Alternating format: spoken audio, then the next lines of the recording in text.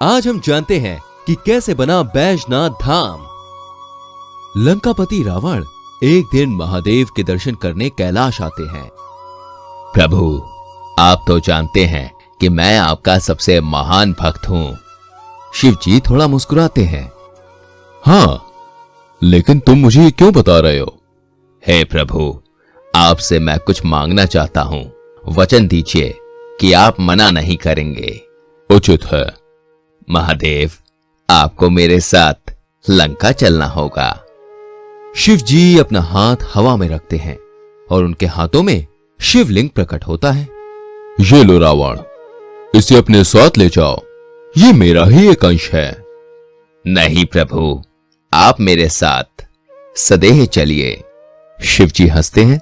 चलो, ये भी ठीक है। मैं इस शिवलिंग में समा जाता हूं। तुम इसे उठाकर लंका ले जाओ, किंतु याद रहे, इसे भूमि पर रखने की भूल मत करना, वरना ये वहीं स्थापित हो जाएगा। इसके बाद महादेव उस शिवलिंग में समा गए। रावण शिवलिंग को लेकर लंका की ओर निकल पड़ा। पार्वती पुत्र गणेश को जब यह पता चला तो वो बड़े चिंतित हो गए और मन ही मन बोले, ऐसे कैसे रावण पिताजी को लंका लेके जा सकता है? मुझे कुछ तो सोचना पड़ेगा। गणेश जी ने रावण को रोकने के लिए बहुत सारी तरकीबें सोची, जैसे कि उसके रास्ते पे अपनी माया से कांटे बिछा दिए, जंगल में आग लगा दी और ना जाने कितना कुछ किया, पर रावण ने शिवलिंग को जमीन पर नहीं रखा। गणेश बहुत मायूस हो गए। तभी वहां विष्णु जी प्रकट होते हैं। गणेश पुत्र, जहां पे बुद्धि के प्रयोग से काम बन जाता है, वहां अपने बल का व्यर्थ प्रयोग कर रहे हो। तुम कोई तरकीब सोचो। हे नारायण, मैं आपकी बात समझ गया। देखिए आगे आगे क्या होता है। विष्णु जी गणेश जी की बात सुनकर मुस्कुराते हैं और फिर वहां से ओझल हो जाते हैं।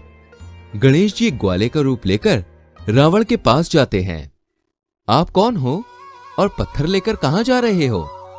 मूर्ख बालक, कौन हो तुम जो लंकापति रावण को नहीं जानते?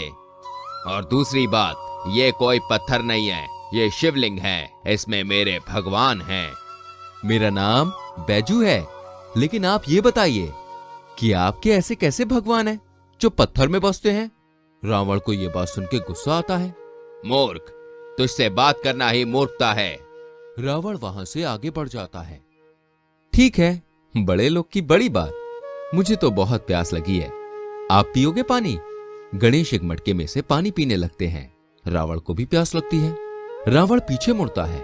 थोड़ा पानी मिलेगा क्या? अरे, पानी तो मैं सारा पी गया। रुकिए, मैं आपके लिए पानी लेकर आता हूं। गणेश पानी लेने के लिए जलाशय के पास जाते हैं और हाथ जोड़कर और आंखें मूंद कर खड़े हो जाते हैं। हे वरुण देव, प्रकट हो। इसके बाद वरुण देव प्रकट होते हैं। शिवांश, मैं आपकी समस्या जानता हूं, आप चिंता मत कीजिए। मैं अपनी माया से ये जलाशय का सारा पानी इस मटके में भर देता हूं। आप ये रावण को दे देना। ये पानी रावण के पेट में जाकर जलाशय का रूप ले लेगा। इससे उसकी प्यास कुछ ज्यादा ही बुझ जाएगी। वरुण देव अपनी माया से जलाशय का सारा पानी उस छोटे से मटके में भर देते हैं।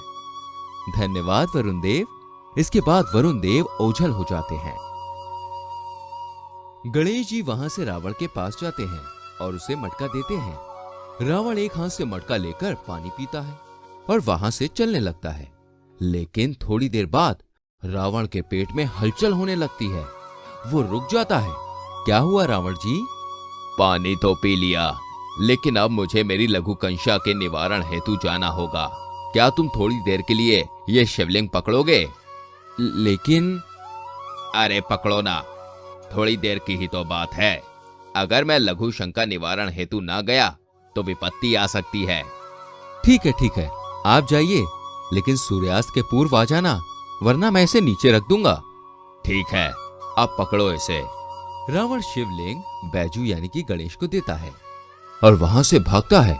घंटों बाद भी वो वापस नहीं आता और सूर्यास्त का समय हो जाता है। अरे, लघु शंका के निवारण हेतु इतना दीर्घ समय? अरे थोड़ी देर रुको, अभी आता हूं। लेकिन थोड़ी देर बाद भी रावण नहीं आया। रावण जी, अंधेरा होने वाला है और मेरे हाथ भी अब दर्द कर रहे हैं, मैं तो चला। गणेश जी शिवलिंग को नीचे रख देते हैं और वहां से ओझल हो जाते हैं।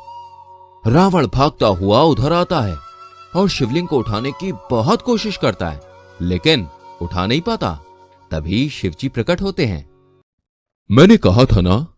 किंतु प्रभु, नहीं रावण, अब कोई फायदा नहीं। रावण दुखी हो जाता है और वहां से चला जाता है। तभी वहां विष्णु जी प्रकट होते हैं। महादेव, गणेश के बैजू रूप द्वारा इस शिवलिंग की स्थापना हुई है। अब यह स्थल बैजनाथ के नाम से जाना जाएगा। बैजनाथ झारखंड राज्य के देवगढ़ जिले में आज भी है और ये 12 ज्योतिर्लिंगों में से एक है।